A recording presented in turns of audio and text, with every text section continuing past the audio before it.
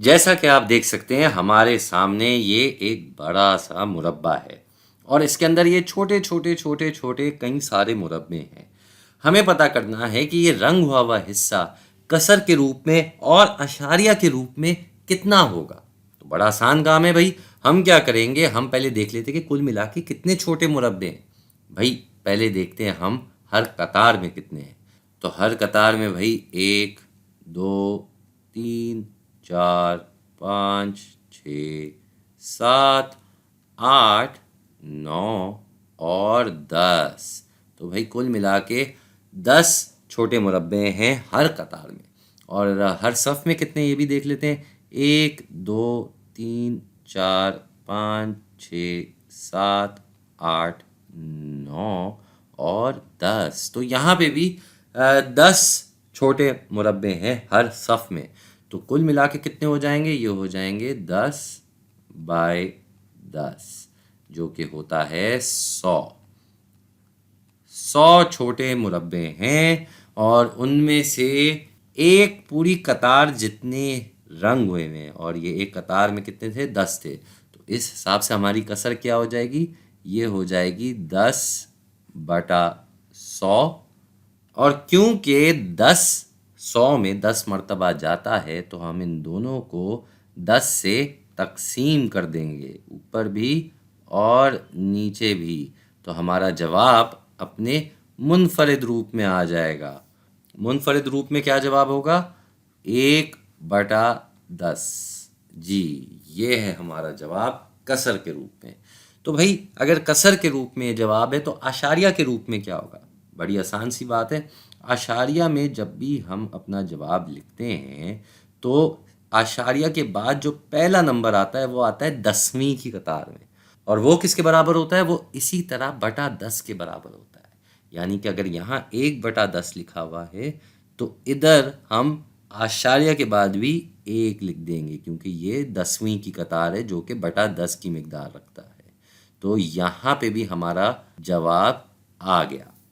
चले अब इसी मालूमात और इसी सवाल की तरह का एक और कोई सवाल करते हैं। यहाँ हम देख रहे हैं कि एक बड़ा सा मुरब्बा है यानी कि स्क्वायर, और उसके अंदर कई सारे रेक्टेंगल यानी कि मुस्ततील मौजूद हैं। तो ये कुल मिला के कितने हैं भाई। तो हम इसकी फिर से गिनती करेंगे। ये 1 2 3 4 5 6 7 8 9 और 10। तो 10 मुस्ततील हैं, बराबर इन सब का नाप है, ये सब बराबर हैं। और इनमें से कितने रंग हुए हैं, सिर्फ एक नहीं रंग हुआ, बाकी 9 के 9 नीले रंग में है। तो इसकी क्या कसर हो जाएगी, बड़ी आसान सी बात है, इसकी कसर हो जाएगी 9/10। और इसी हिसाब से अगर हमें इसका आशारिया में जवाब लिखना हो तो क्या हो जाएगा, पिछली बार की तरह वही बात कि आशारिया के बाद पहली कतार आती है 10वीं की जो कि बटा 10 के बराबर होती है। और यहाँ अगर 9/10 लिखा है तो आशारिया के हिसाब से भी ये हो जाएगा 0.9। तो भाई ये भी हो गया सवाल, और बहुत ही जल्दी हो गया, बड़ा ही आसान सवाल था। अब जाने से पहले एक और सवाल कर लें तो अच्छा हो जाएगा। यहाँ हम देख रहे हैं कि फिर से एक बड़ा सा मुरब्बा है, उसके अंदर छोटे छोटे छोटे मुरब्बे हैं। हम अपनी तसल्ली के लिए एक बार फिर से गिनती कर लेते हैं हर कतार में और हर सफ़ में। पहले सफ़ में देखते हैं, 1 2 3 4 5 6 7 8 9 और 10। इसी तरह हर कतार में भी देख लेते हैं, 1 2 3 4 5 6 7 8 9 और 10। तो इधर भी 10/10 यानी कि कुल मिला के हमारे पास 100 मुरब्बे हैं। और इन 100 मुरब्बों में से कितने मुरब्बे रंग हुए हैं, सिर्फ ये 2। जी, सिर्फ और सिर्फ ये 2। तो कसर के हिसाब से हमारा जवाब क्या हो जाना चाहिए, हमारा जवाब हो जाना चाहिए 2/100। अब हमें पता है कि ये 2 और ये 100 दोनों जफ्त अदद नंबर हैं, तो क्यों ना हम इन दोनों को 2 से तकसीम कर दें ताकि ये अपने मुनफरिद रूप में आ जाए।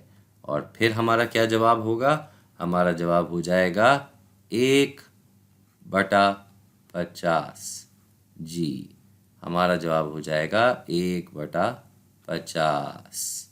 तो ये तो हो गया कसर में हमारा जवाब। अब इसको आशारिया में लिखते हैं। आशारिया के लिए हम आशारिया का निशान लगाएंगे, यहाँ 0 लिख देंगे क्योंकि हम जानते हैं हमारा जवाब 1 से तो छोटा ही है। अब जवाब की जहाँ तक बारी आती है तो हम क्या इसको देखें या इसको देखें? मेरे ख्याल से हम इस वाले को देखते हैं। उसकी वजह ये है कि ये बटा 100 वैसे ही लिखा हुआ है और आशारिया में पहली कतार बटा 10 की होती है, यानी कि 10वीं की कतार, और दूसरी कतार होती है सवा की, जो कि बटा 100 के ही बराबर होती है। तो अगर यहाँ 2/100 लिखा हुआ है तो इसका क्या मतलब हुआ? इसका मतलब ये हुआ कि हम यहाँ सवा की कतार में 2 लिख देंगे। तो 10वीं की कतार में 0 आया और सवा की कतार में 2 आया, और ये हमारा जवाब भी आ गया। और इसी तरह हम अपनी वीडियो के इख्तिताम पे भी पहुंच गए।